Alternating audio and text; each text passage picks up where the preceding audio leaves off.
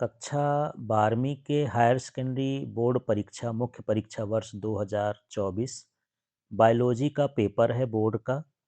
चलिए इसके प्रश्नों को उत्तरों को देखते हैं और आप ये समझिए इसमें कि किस तरह के प्रश्न बोर्ड में आते हैं। कई बार प्रश्न जो है रिपीट हो जाते हैं, इसलिए इन प्रश्नों को भी अच्छे से समझना है। तो यहाँ प्रश्न है, सही विकल्प चुनकर लिखिए। पहला प्रश्न देखिए, भ्रूणपोष आवृत्तबीजी में कितने क्रोमोसोम होते हैं? तो इसका सही उत्तर है 3n या त्रिगुणित होते हैं। फिर प्रश्न है, बीज में अवशिष्ट बीजांड काय को क्या कहा जाता है? तो ये कहलाता है परिभ्रूणपोष। इसके बाद है यहाँ पर सिकल सेल एनीमिया, जिसको हम दात्र कोशिका अरक्तता कहते हैं, में ग्लूटेमिक अम्ल वैलीन द्वारा प्रतिस्थापित हो जाता है। निम्नलिखित में कौन सा एक त्रिकूट वैलीन के लिए है? तो ये होता है GUG। इसके बाद है प्रश्न, मलेरिया के मच्छर द्वारा रुधिर में निर्मुक्त उत्पाद जो ठंड तथा बुखार को उत्पन्न करता है, तो ये होता है हीमोजोइन। इसके बाद प्रश्न है, एगारोज जेल इलेक्ट्रोफोरेसिस में डीएनए अणुओं का विलयन किस आधार पर होता है? तो ये होता है केवल माप के आधार पर। फिर है, माइकोराइजा उदाहरण है, तो ये है सह उपकारिता का। अब यहाँ पर देखते हैं, रिक्त स्थानों की पूर्ति करिए। एक परिपक्व पुटक फॉलिकल से अंडाणु ओवम के मोचित होने की क्रिया को क्या कहते हैं? तो ये क्रिया कहलाती है अंडजनन। फिर है, डीएनए अंगुली छापी फिंगर प्रिंटिंग में डीएनए अनुक्रम में स्थित कुछ विशिष्ट जगहों के बीच विभिन्नता पता लगाते हैं, इसको खाली स्थान कहते हैं। इसको बोलते हैं पुनरावृत्ति डीएनए। फिर है, लैक्टिक एसिड बैक्टीरिया दूध को खाली स्थान में परिवर्तित करते हैं, तो दही में परिवर्तित करते हैं। फिर है, प्राक इंसुलिन में पेप्टाइड होता है जो परिपक्व इंसुलिन में नहीं पाया जाता है, तो यहाँ पेप्टाइड बताना है। फिर है, एडेनोसिन डीएमिनेज एंजाइम से संबंधित जीन में उत्परिवर्तन होने के कारण SCID रोग उत्पन्न होता है। फिर यहाँ पर छठवां है, पारिस्थितिक तंत्र की शब्दावली में हरे पौधे खाली स्थान कहलाते हैं, तो ये उत्पादक इनको कहा जाता है। आप SCID को बड़ा करके भी लिख सकते हैं, हिंदी में होता है गंभीर संयुक्त प्रतिरक्षा विहीनता, या अंग्रेजी में कहेंगे सीवियर कंबाइंड इम्यूनोडिफिशियंसी। अब तीसरा प्रश्न देखिए, सत्य असत्य लिखिए। यह मानव अंड प्रजक है, असत्य है, अंडों से इंसान नहीं जन्म लेता। उसके बाद है, सिफिलिस एक यौन संचारित रोग है, ये सत्य है। फिर है, लाइकेन औद्योगिक प्रदूषण के सूचक नहीं होते, ये भी असत्य है, सूचक होते हैं। फिर कैंसर उत्पन्न करने वाले जीन्स को ऑन्कोजीन्स कहते हैं, सत्य है। प्रत्येक इंटरफेरॉन की अपनी विशिष्टता होती है, ये भी सत्य है। फिर क्लैरियस गैरीपाइनस मछली हमारी नदियों की असल्क मीन कैटफिश जातियों के लिए खतरा पैदा कर रही है, ये कथन भी सत्य है। अब यहाँ पर है, सही जोड़ी बनाकर लिखिए। ये है कोरोना रेडिएटा। तो कोरोना रेडिएटा ये कहाँ पर पाया जाता है? अंड में। फिर है, संरचनात्मक जीन, तो ये होता है ZY व A।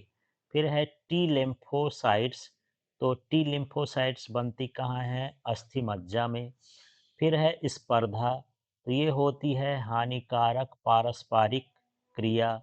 फिर है, PBR322, तो ये जो होते हैं क्या होते हैं? संवाहक होते हैं। इस तरह से इनको हमको मिलाना है। अब देखिए अगले प्रश्न है, एक वाक्य में उत्तर लिखिए। जिफ्ट का पूरा नाम लिखिए। तो ये है, जेड से जाइगोट, आई से है इंट्रा, एफ से है फेलोपियन और टी से है ट्रांसफर। तो जाइगोट इंट्रा फेलोपियन ट्रांसफर, ये जिफ्ट का फुल फॉर्म हो गया। फिर है प्रश्न, मिलर ने अपने प्रयोग में कौन कौन से पदार्थ लिए? तो उसमें था मीथेन, अमोनिया, हाइड्रोजन और जल वाष्प। इसके बाद यहाँ पर तीसरा है, मानव में साइटोकाइन रोध किस प्रकार का सहज प्रतिरक्षा प्रदान करता है?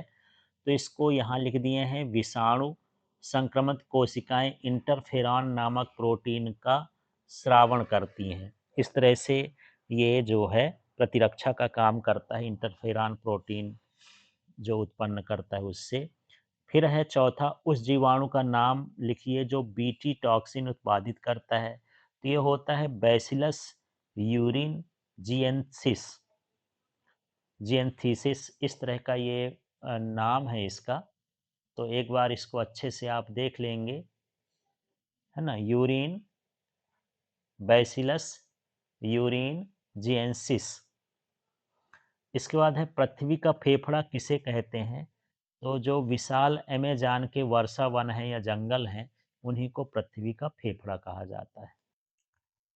अब देखिए छठवां प्रश्न, एमनियोसिंथेसिस क्या है? इसका महत्व लिखिए, रिपीट होने वाला प्रश्न होता है। अथवा का प्रश्न देखिए, एमटीपी क्या है? इसके सुरक्षित काल को लिखिए। तो चलिए देखिए, एमनियोसिंथेसिस किसी भी भ्रूण के लिए उसके जन्म से पूर्व उसमें संभावित आनुवंशिक बीमारी का पता लगाने की एक तकनीकी होती है।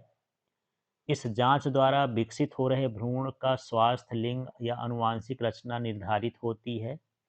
इसका महत्व क्या है?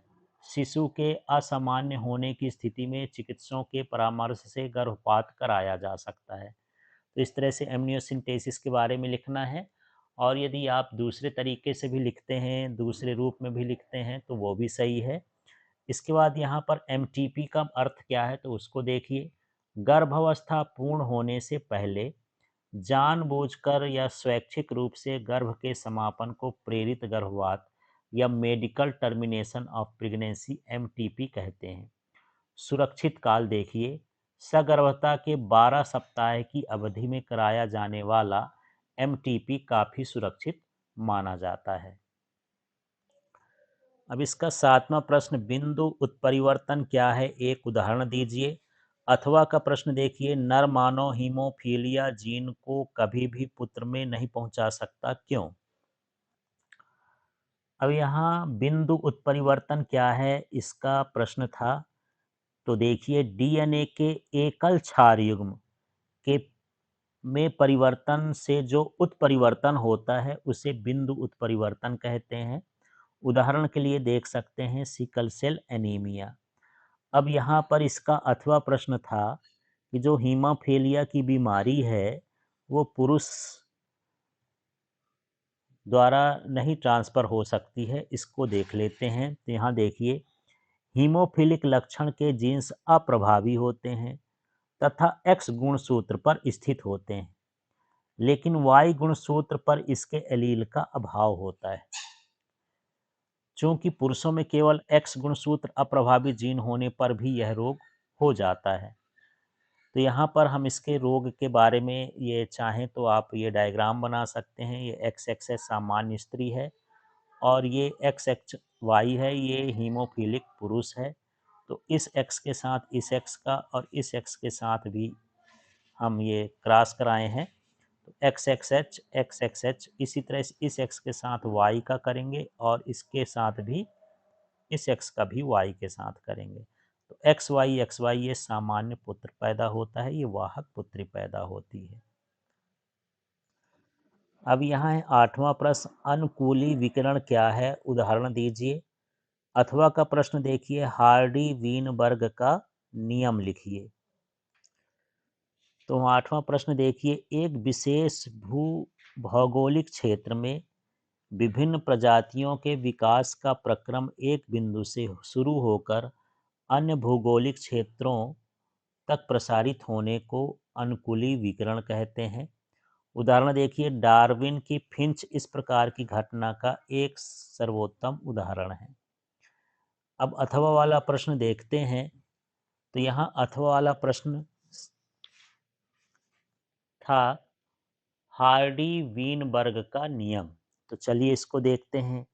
एक जीव संख्या में अलील, आवृत्तियां और उनके लोकस सुस्थिर होते हैं, जो एक पीढ़ी से दूसरी पीढ़ी तक निरंतर रहते हैं, एक जीन को सदा अपरिवर्तनीय रहते हैं, इसे आनुवांशिक संतुलन कहते हैं।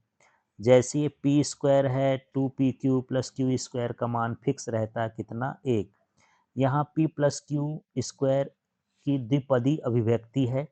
यहाँ पर p का मतलब अलील है, a प्रतिनिधित्व करते हैं, और इसी तरह से यहाँ पर क्यू अलील का क्यू प्रतिनिधित्व करते हैं। धान के खेतों में साइनोबैक्टीरिया को लाभकारी क्यों माना जाता है? अथवा देखिए, स्विस पनीर में बड़े छिद्र क्यों होते हैं? अब देखिए साइनोबैक्टीरिया क्या है। साइनोबैक्टीरिया स्वपोषित सूक्ष्म जीव हैं जो जलीय तथा स्थलीय वायुमंडल में विस्तृत रूप से पाए जाते हैं। यह वायुमंडलीय नाइट्रोजन को स्थिरीकृत कर सकते हैं। धान के खेत में साइनोबैक्टीरिया महत्वपूर्ण जैव उर्वरक की भूमिका निभाते हैं। मृदा में कार्बनिक पदार्थ बढ़ा देते हैं, ये मृदा है, इसको मृदा समझना है, जिसमें भूमि की उर्वरता बढ़ जाती है। अब इसके अथवा का प्रश्न था कि स्विस चीज में या पनीर में बड़े बड़े छिद्र क्यों होते हैं। तो स्विस चीज या पनीर में पाए जाने वाले बड़े बड़े छिद्र प्रोपियोनी बैक्टीरियम सारमेनाई नामक बैक्टीरियम द्वारा बड़ी मात्रा में उत्पन्न CO2 के कारण होते हैं। अब यहाँ 10वां प्रश्न है, बायो पेटेंट जैव अधिकार किसे कहते हैं? अथवा प्रश्न है, सुनहरा चावल क्या है, गोल्डन राइस, इसके बारे में लिखिए। तो चलिए, प्रश्न था बायो पेटेंट क्या है?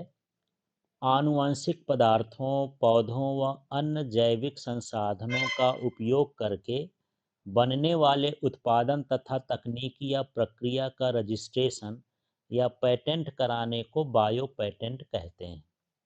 अब इसका अथवा प्रश्न था, सुनहरा चावल के बारे में लिखिए। सुनहरा चावल या गोल्डन राइस, सुनहरा चावल आनुवंशिक रूपांतरित फसल है। ऐसे स्थान जहां पर चावल मुख्य भोजन है, वहां के व्यक्तियों में विटामिन ए की कमी को पूर्ति करता है। इसमें विटामिन ए का प्रिकर्सर बी कैरोटीन का जीन रिकॉम्बिनेंट डीएनए टेक्नोलॉजी से प्रवेश कराया जाता है, जिससे इस चावल का रंग पीला हो गया है। इस कारण इसे सुनहरा चावल कहा जाता है। अब देखिए 11वां प्रश्न है, आबादी घनत्व से आप क्या समझते हैं? अथवा का प्रश्न है, छद्म आवरण को परिभाषित कीजिए एवं एक उदाहरण दीजिए। तो यहाँ समष्टि का घनत्व देखिए। समष्टि घनत्व जनसंख्या के आकार को दर्शाता है। किसी दिए हुए समय में किसी निश्चित क्षेत्र में जनसंख्या की कुल जनसंख्या उस क्षेत्र का समष्टि घनत्व कहलाता है। तो यहाँ पर किसी निश्चित क्षेत्र में जीवों की जनसंख्या और कुल जनसंख्या का क्षेत्र समष्टि घनत्व कहलाएगा। जैसे यहाँ पर आबादी घनत्व, तो ये हो गया जीवों की कुल संख्या, और यहाँ पर क्या हो गया, क्षेत्रफल। तो हम यहाँ पर आबादी के घनत्व को लिखेंगे, डेंसिटी डी हो गया, कुल संख्या जीवों की एन हो गया, नंबर ऑफ ऑर्गेनिज्म, और क्षेत्रफल का क्या हो गया, सरफेस। इस तरह से यहाँ पर हम लिखेंगे। अब हमारा अथवा का प्रश्न था, तो चलिए उसको देखते हैं। तो ये है छद्म आवरण। ये क्या होता है, चलिए देखते हैं इसको। परभक्षण के प्रभाव को कम करने के लिए शिकारी जातियों ने विभिन्न रक्षा विधियां विकसित कर ली हैं। कीटों और मेढकों की कुछ विशेष जातियां परभक्षी द्वारा आसानी से पहचान लिए जाने से बचने के लिए गुप्त रूप से रंगीन होती हैं, जिसे छद्म आवरण कहा जाता है। उदाहरण, मानार्क तितली के शरीर में विशेष रसायन के होने के कारण वह अपने परभक्षी से के लिए वे स्वाद लगती है। अब 12वां प्रश्न देखिए, हॉट स्पॉट किसे कहते हैं? भारत के एक हॉट स्पॉट का नाम लिखिए। अथवा का प्रश्न देखिए, जैव विविधता के 3 आवश्यक घटकों के नाम लिखिए। अब यहाँ 12वां प्रश्न है, हॉटस्पॉट किसे कहते हैं? एक नाम लिखना है भारत में। देखिए, वे क्षेत्र जहाँ पर जातीय समृद्धि बहुत अधिक होती है या विविधता अधिक होती है, उच्च स्थानिकता अधिक होती है, उसे हॉट स्पॉट कहते हैं। जैसे हॉट स्पॉट का नाम देखिए, हमारा देश में पश्चिमी घाट है, पूर्वी हिमालय है, इंडो वर्मा है। इनमें से कोई एक नाम भी लिख देंगे तब भी ठीक है। इसके बाद जो है यहाँ पर देखते हैं, जो हमारे पास अगला प्रश्न था इसका अथवा का, ये प्रश्न था जैव विविधता के 3 घटक। तो यहाँ पर देखिए, पहला घटक हो गया आनुवंशिक विविधता। जब भिन्नता आनुवंशिक स्तर पर होती है, जैसे हिमालय पर पाया जाने वाला औषधि पादप राउबीबोल्फिया बोमिटोरिया। फिर है दूसरा है जाति विविधता। यह भिन्नता जाति स्तर पर होती है, जैसे पश्चिमी घाट के उभयचर जातियों की विविधता पूर्वी घाट से अधिक होती है। फिर है पारिस्थितिकीय विविधता। यह विविधता पारितंत्र स्तर पर होती है, जैसे भारत के रेगिस्तान। 13वां प्रश्न देखिए, मानव वृषण उदर गुहा के बाहर क्यों स्थित होते हैं? उस थैली का नाम लिखिए जिसके अंदर ये स्थित होते हैं। अथवा का प्रश्न है, स्त्री जनन तंत्र की आरेखीय काट का स्वच्छ नामांकित चित्र बनाइए। तो देखिए 13वां प्रश्न, तो शुक्राणु जनन के प्रक्रिया के लिए अर्थात वृषण में शुक्राणु निर्माण हेतु जो ताप आवश्यक है, वह मनुष्य के शरीर के तापमान से 2 से 2.5 डिग्री सेंटीग्रेड कम होता है। इसलिए जो वृषण होते हैं वो शरीर के बाहर स्थित होते हैं। अब उस थैली का नाम क्या होता है? वृषण कोश या स्क्रोटम बोल देते हैं। इस तरह से हमको इसको लिखना है। इसके बाद यहाँ पर प्रश्न था कि यहाँ पर हमको स्त्री जनन तंत्र का आरेखी काट का दृश्य बनाना था, चित्र बनाना था। तो इस तरह से सिंपल सा चित्र है ये, आप एक बार इसकी प्रैक्टिस कर लेंगे।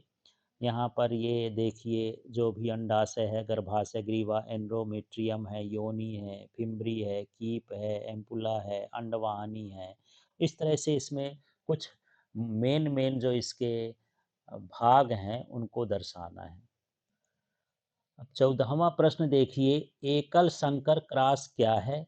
रेखा चित्र द्वारा समझाइए। अथवा का प्रश्न देखिए, सह प्रभाविता किसे कहते हैं? उदाहरण दे करके समझाइए। तो देखिए प्रश्न 14, जब एक जोड़ी विपरीत लक्षणों को ध्यान में रखते हुए दो जनकों के बीच में क्रॉस कराया जाता है, तो उसे एक संकर क्रॉस कहा जाता है। तो यहाँ पर देख लीजिए, एक जोड़ी लक्षण हैं और ये दोनों विपरीत हैं। यहाँ कैपिटल टी है, यहाँ स्मॉल टी टी है। तो इस तरह से जब हम करते हैं तो पहली पीढ़ी में तो ये कैपिटल टी स्मॉल टी बनता है। अब यदि इनका स्वपरागण करा दें तो इस तरह से यहाँ पर शुद्ध लंबे पौधे, ये संकर पौधे, ये शुद्ध बौने पौधे बनते हैं। इसका जीनोटाइप 1:2:1 होता है, फिनोटाइप 3 हो गया। इसको आप जो है बॉक्स चेकर बोर्ड की सहायता से भी कर सकते हैं, इस तरह लाइन से भी कर सकते हैं। इसके बाद इसका अथवा प्रश्न है कि सह प्रभाविता किसे कहते हैं? तो चलिए इसको देखते हैं। जब एक जोड़ी विपरीत लक्षणों वाले जनकों के बीच क्रॉस कराया जाता है, तो प्रथम पीढ़ी में दोनों जनकों के लक्षण एक साथ प्रदर्शित होते हैं। इस घटना को सह प्रभाविता कहते हैं। जैसे मवेशियों के त्वचा के रंग या एबीओ रक्त समूह देकर समझाया जा सकता है। जैसे यहाँ पर ये आर आर लाल रंग है, ये स्मॉल आर आर सफ़ेद अंग है। जब यहाँ पर दोनों मिलते हैं तो ये एक चितकबरा रंग प्राप्त होता है। माने दोनों रंग हमको दिखाई देते हैं, डोमिनेट हो जाते हैं। इस तरह से यहाँ पर ये जो है सह प्रभाविता को बताता है। यदि ये पहली पीढ़ी हो गई, दूसरी पीढ़ी में यदि हम इनका क्रॉस कराएं तो एक लाल मिलता है, एक सफ़ेद मिलता है, और जो संकर वाले होते हैं, मिक्स वाले होते हैं, वो चितकबरे होते हैं। अब देखिए 15वां प्रश्न, जैविक पीड़कनाशियों एवं रासायनिक पीड़कनाशियों में 3 अंतर लिखिए। अथवा का प्रश्न है बायोगैस संयंत्र का स्वच्छ नामांकित चित्र बनाइए। तो देखिए, सबसे पहले जैविक पीड़कनाशी फिर रासायनिक पीड़कनाशी पर्यावरण को प्रदूषित नहीं करते हैं, ये प्रदूषित करते हैं। अलक्ष्य कीटों का हानि नहीं पहुंचाते, ये हानि पहुंचाते हैं। ये सस्ते होते हैं, ये महंगे होते हैं। खाद्य रेशों पशु आहारों में हानिकारक अवशिष्ट नहीं बचते, हानिकारक अवशिष्ट बचते हैं जो स्वास्थ्य के लिए हानिकारक होते हैं। तो इस तरह से ये चार अंतर हैं, इनमें से कोई तीन लिख सकते हैं, आप चार भी लिख सकते हैं लेकिन कम से कम तीन लिखना है। अब देखिए, यहाँ बायोगैस संयंत्र का चित्र बनाना था, तो यहाँ पर ये हमको टैंक बनाना है जिसमें गोबर और जल को दर्शाना है। यहाँ पर स्लज के लिए टैंक बनाना है और यहाँ पर डाइजेस्टर बनाना है। अब यहाँ पर जो है CH4 और CO2 का मिश्रण है, ये गैस होल्डर है, ये गैस यहाँ से निकलेगी। इस तरह से यहाँ पर हमको टंकी बना करके और पूरा एक प्रारूप बनाना है। ये बायोगैस संयंत्र का एक प्रारूप है। अब देखिए, यहाँ 16वां प्रश्न है, ऊर्जा का पिरामिड सदैव सीधा क्यों होता है, स्पष्ट कीजिए। अथवा वाला प्रश्न देखिए, उत्पादकता, सकल प्राथमिक उत्पादकता और शुद्ध उत्पादकता के बीच पारस्परिक संबंध का वर्णन कीजिए। तो चलिए, 16वां प्रश्न, ऊर्जा पिरामिड सदैव खड़ी अवस्था में होता है, क्यों? प्रत्येक पोषक स्तर पर ऊर्जा की मात्रा कम होती जाती है। किसी भी इकोलॉजिकल पिरामिड में उत्पादक पौधे ही होते हैं और उत्पादकों में सर्वाधिक ऊर्जा रहती है। अगले पोषक स्तर पर ऊर्जा कम होती जाती है। तो यहाँ पर देखिए, वृक्ष का इकोसिस्टम है, तो ये वृक्ष हो गया, चिड़िया हो गया और ये हाथी हो गया। इसी तरह से यहाँ पर तालाब का इकोसिस्टम है, तो इस तरह से यहाँ पर हम इसको पोषक स्तर को बना के रखे हैं। अगला प्रश्न था उत्पादकता हमको बताना है, तो इस प्रश्न को भी देखते हैं। उत्पादकता के किसी भी पोषण स्तर द्वारा इकाई क्षेत्रफल एवं प्रति इकाई समय में ऊर्जा युक्त कार्बनिक पदार्थों के संश्लेषण की दर को पारिस्थितिक तंत्र के उस पोषक स्तर को उत्पादकता कहते हैं। ये उत्पादकता हो गया, सकल प्राथमिक उत्पादकता हो गया, शुद्ध उत्पादकता हो गया। अब इसमें देखिए, सकल प्राथमिक उत्पादकता प्राथमिक उत्पादकों द्वारा ऊर्जा के पूर्ण अवशोषण की दर को या कार्बनिक पदार्थों तथा जैव भार के कुल उत्पादन की दर को सकल प्राथमिकता उत्पादकता कहते हैं। फिर यहाँ पर शुद्ध उत्पादकता समझते हैं, उत्पादकों की श्वसन क्रिया के पश्चात बचे हुए जैव भार या ऊर्जा की दर को वास्तविक या नेट प्राथमिक उत्पादकता कहते हैं। तो नेट प्राथमिक उत्पादकता बराबर सकल प्राथमिक उत्पादकता माइनस श्वसन की दर। तो यहाँ पर हम ये लिख देते हैं, ये नेट प्राइमरी प्रोडक्टिविटी और ये है ग्रॉस प्राइमरी प्रोडक्टिविटी और ये है रेट ऑफ रेस्पिरेशन। इस तरह से यहाँ पर हम इसको दर्शाते हैं। अब यहाँ 17वां प्रश्न है, लघु बीजाणु जनन तथा गुरु बीजाणु जनन के बीच अंतर स्पष्ट करें। इन घटनाओं के दौरान किस प्रकार कोशिका विभाजन संपन्न होता है? इन दोनों घटनाओं के अंत में बनने वाली संरचनाओं के नाम बताइए। अब देखिए, अथवा का प्रश्न है, एक प्रारूपी आवृत्तबीजी बीजांड का स्वच्छ नामांकित चित्र बनाइए। अब देखिए, लघु बीजाणु जनन और गुरु बीजाणु जनन में अंतर। इसमें एंथर में माइक्रोस्पोर मदर सेल में बनते हैं, मातृकोशिका में बनते हैं। इस प्रक्रिया में ओव्यूल में मेगा स्पोर गुरु बीजाणु जो होते हैं वो मातृकोशिका अंड में बनते हैं। इसके बाद यहाँ पर अनेक माइक्रोस्पोर मदर सेल बनती हैं, इसमें बहुत सारी जो होती हैं लघु बीजाणु बनते हैं। इसमें जो गुरु बीजाणु होते हैं वो एक ही बनता है। अधिक संख्या में क्रियाशील जो लघु बीजाणु बनते हैं, इसमें 3 निष्क्रिय तथा केवल एक कार्यशील गुरु बीजाणु बनता है। इसमें पूछा था उसके आगे कोशिका के विभाजन कैसा होता है, इसमें अर्धसूत्री होता है। लघु बीजाणु जनन के अंत में क्या बनता है, तो ये लघु बीजाणु ही बनते हैं। और गुरु बीजाणु के जनन में अंत में क्या बनता है? ये गुरु बीजाणु बनते हैं। इसके बाद अथवा का प्रश्न था कि हमको यहाँ पर जो है आवृतबीजी बीजांड का चित्र बनाना था। तो इस तरह से चित्र है, यहाँ पर हाइलम है, शैलजा है, न्यूक्लियस है, ये सारी चीज़ें लिखना है। प्यूनिकल है, तो ये चित्र बना करके कुछ चीज़ों के नाम आपको यहाँ पर लिख देना है। एक बार आप इसकी प्रैक्टिस कर लीजिएगा और इनका नाम देख लीजिएगा। अब है 18वां प्रश्न, डीएनए आनुवंशिक पदार्थ है, इसे सिद्ध करने हेतु अपने प्रयोग के दौरान हर्शे एवं चेज ने डीएनए एवं प्रोटीन के बीच कैसे अंतर स्थापित किया? अथवा का देखिए, डीएनए अंगुली छापन क्या है, इसकी क्रियाविधि एवं उपयोगिता को लिखिए। तो चलिए, हर्शे और चेज ने कैसे बताया कि डीएनए ही आनुवांशिक पदार्थ होता है।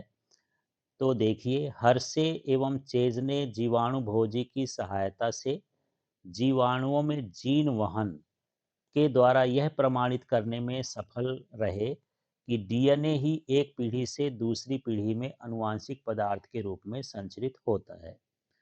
तो देखिए, ई कोलाई बैक्टीरिया है, तो इसमें जो है culture radio active isotope P32 लेते हैं फास्फोरस का, और S35 सल्फर का।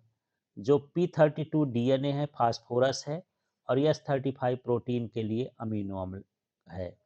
यहाँ पर देखिए, आइसोटोप P32 वाले बैक्टीरियोफेज में ऐसे बैक्टीरिया को संक्रमित करवाया गया जिनमें रेडियो एक्टिव परमाणु नहीं थे। इस रेडियो एक्टिव, हिंदी से लिख देना है रेडियो एक्टिव।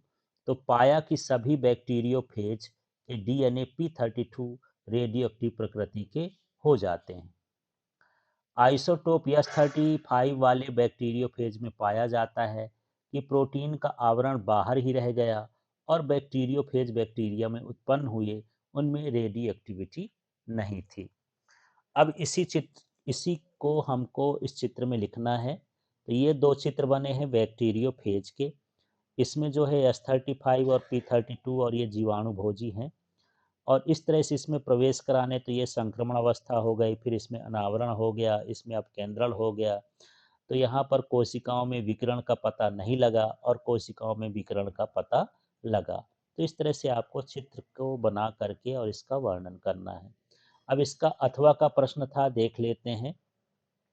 ये इसी में है, अभी विकिरण का पता लगा, ये उसी का भाग है। अब यहाँ डीएनए अंगुली छापन या फिंगर प्रिंटिंग क्या थी, इसका क्वेश्चन था। तो देखिए, डीएनए फिंगर प्रिंटिंग तकनीक का आविष्कार 1986 में एलेक जेफरी ने किया था। डीएनए फिंगर प्रिंटिंग में डीएनए अनुक्रम में स्थित कुछ विशिष्ट जगहों के बीच विभिन्नता का पता लगाते हैं। इन्हें पुनरावृत्ति डीएनए या रिपीटेटिव डीएनए कहा जाता है। तो अब इसकी परिभाषा देखते हैं। वह तकनीक जिसके द्वारा डीएनए की विशिष्टता के आधार पर किसी व्यक्ति की पहचान की जाती है, डीएनए फिंगर प्रिंटिंग कहलाती है। अब इसमें डीएनए प्रिंट, इसमें ये सारे चित्र को आप देखेंगे, पैतृक है, मात्रक है, गुणसूत्र, इस तरह से कुछ आपको बॉक्स बनाना है। तो ये चित्र बना करके आपको ये सारी चीज़ दिखाना है कि डीएचए फिंगर प्रिंटिंग कैसे होती है। अब यहाँ इस प्रश्न को देखते हैं, मलेरिया परजीवी के जीवन चक्र का आरेखी निरूपण कीजिए। अथवा का प्रश्न है, एड्स रोग का वर्णन निम्न बिंदुओं के आधार पर कीजिए। एड्स का पूरा नाम, एड्स के रोग जनक का नाम, एड्स की रोकथाम के 4 उपाय। चलिए, थोड़ा डीएनए फिंगर प्रिंटिंग की क्रियाविधि भी इसको समझ लेते हैं। चित्र यदि आपको नहीं बनाना है तो सीधे आप ये लिख सकते हैं, डीएनए का विलगन, प्रतिबंधन एंडोन्यूक्लियस द्वारा डीएनए का पाचन, इलेक्ट्रोफोरेसिस द्वारा डीएनए खंडों का पृथक्करण, डीएनए खंडों का संश्लेषित झिल्ली जैसे नाइट्रोसेलुलोज या नाइलैन पर स्थानांतरण, चिन्हित यूएनटीआर प्रोब के उपयोग करते हुए संकरण, स्विकरणीय चित्रण द्वारा संकरित डीएनए खंडों का पता लगाना। अब इसकी उपयोगिता क्या है? संतान के सही माता-पिता की पहचान इस विधि द्वारा की जा सकती है। समरूपी जुड़वा ट्विन्स में डीएनए फिंगरप्रिंट बिल्कुल समान होता है। आपराधिक मामलों में फोरेंसिक प्रयोगशाला में अपराधी को पहचानने में भी इसका उपयोग किया जाता है। अब 19वां प्रश्न था कि हमको मच्छर के जीवन काल को बताना है। तो ये एक चित्र द्वारा है, यहाँ पर आपको सारा कुछ लिखना है। तो ये मादा मच्छर हो गया, निषेचन हो गया, और यहाँ पर ये जो है प्रवेश हो गया। पूरा ये पूरा प्रक्रिया है, आपको इसको लिख के देखना पड़ेगा। आप इसको बुक से देख करके समझ के इसको करिएगा। अब इसका अथवा प्रश्न था कि जो एड्स का फुल फॉर्म होता है वो क्या होता है। तो ये है एक्वायर्ड इम्यूनो डिफिशियंसी सिंड्रोम। अब इससे होने वाली बीमारी का नाम पूछा था, तो ये HIV, human immuno deficiency virus, ये इससे होता है। फिर इसके रोकथाम के उपाय है, अनैतिक यौन संबंधों से बचना चाहिए, एक बार प्रयोग में आने वाले निडल्स का प्रयोग नहीं करना चाहिए, दूसरे व्यक्तियों द्वारा उपयोग किए गए शेविंग रेजर, ब्लेड, टूथब्रश आदि का प्रयोग नहीं करना चाहिए, आम जनता को एड्स के खतरे सावधानियों की जानकारी देना चाहिए। अब देखिए 20वां और अंतिम प्रश्न है इसका, पॉलीमरेज श्रृंखला अभिक्रिया का सचित्र वर्णन करिए। अथवा का प्रश्न है, प्रतिबंधन एंजाइम का वर्णन निम्न बिंदुओं के आधार पर करिए। प्रतिबंधन एंजाइम की परिभाषा, प्रतिबंधन एंडोन्यूक्लियोज का नाम, प्रतिबंधन एंजाइम द्वारा उत्पन्न विदलन के प्रकार। तो देखिए पॉलीमरेज श्रृंखला अभिक्रिया, ये पॉलीमरेज चेन रिएक्शन जो है, इसका हमको चित्र द्वारा वर्णन करना है। तो देखिए पीसीआर से तात्पर्य पॉलीमरेज चेन रिएक्शन, इसमें प्राइमर्स एवं डीएनए पॉलीमरेज एंजाइम का उपयोग कर प्रयोगशाला में एक जीन की कई प्रतिलिपियों का संश्लेषण किया जाता है। तो पीसीआर के जो चरण होते हैं ये है निष्क्रियकरण, तापानुशीलन और प्रसार। और इसके बाद यहाँ पर देखना है कि जब हम बहुत अधिक ताप इसको देते हैं तो डीएनए का निष्क्रियकरण हो जाता है, ये 94 डिग्री सेल्सियस पर डिनेचुरेशन होता है। फिर यहाँ पर एनीलिंग करते हैं, हम दूसरे इसके भागों को जोड़ने का प्रयास करते हैं, इसके बाद फिर इसमें दूसरी श्रृंखला का विस्तार करते हैं। तो इस तरह से आपको चित्र बनाना है, एक निष्क्रियकरण का चित्र बनाना है, एक आपको तापानुशीलन का चित्र बनाना है, और एक आपको एक्सटेंशन का बनाना है। अब इसका अथवा प्रश्न था, प्रतिबंधन एंजाइम की परिभाषा क्या है। देखिए वे एंजाइम जो डीएनए के पहचान क्रम से चिपक कर दोनों डीएनए के स्ट्रैंड की शर्करा फास्फेट को बैकबोन काटते हैं, उन्हें प्रतिबंधन एंजाइम या आणविक कैंची कहते हैं। फिर यहाँ पर प्रथम प्रतिबंधन एंडोन्यूक्लिएज का नाम बताना है, तो ये होता है हिंड सेकेंड। फिर ये विदलन के प्रकार बताना था, तो ये था ब्लंड कटिंग या इंडोन्यूक्लिएज का वो समूह जो डीएनए के दोनों स्ट्रैंड को एक ही जगह से काटता है, जिसके फलस्वरूप सिंगल स्ट्रैंड वाले डीएनए में छोर नहीं बचते, ऐसे एंड को ब्लंट एंड कहते हैं।